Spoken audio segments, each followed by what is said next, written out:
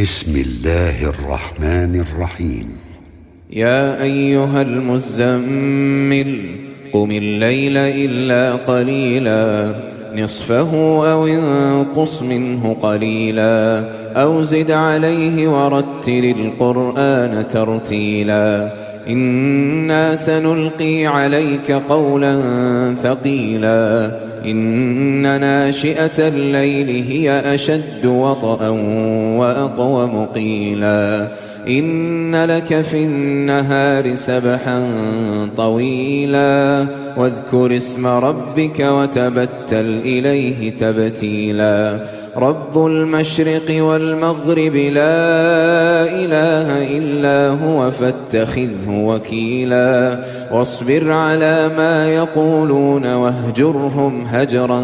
جميلا وذرني والمكذبين أولي النعمة ومهلهم قليلا إن لدينا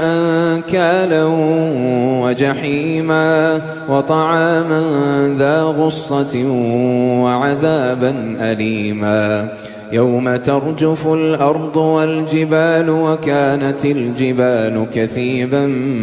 مهيلا إنا أرسلنا إليكم رسولا شاهدا عليكم كما أرسلنا إلى فرعون رسولا فعصى فرعون الرسول فأخذناه أخذا وبيلا فكيف تتقون إن كفرتم يوما يجعل الولدان شيبا السماء منفطر به كان وعده مفعولا إن هذه تذكرة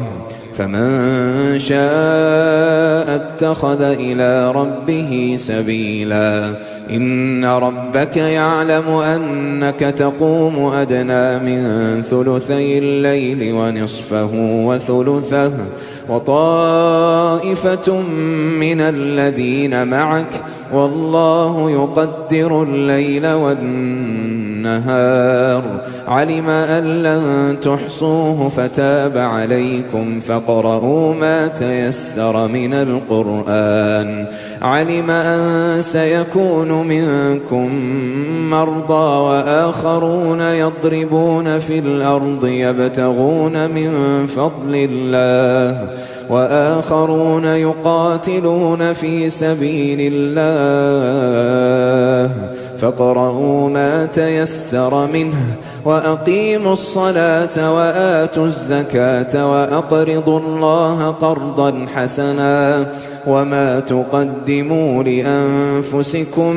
من خير تجدوه عند الله هو خيرا وأعظم أجرا واستغفروا الله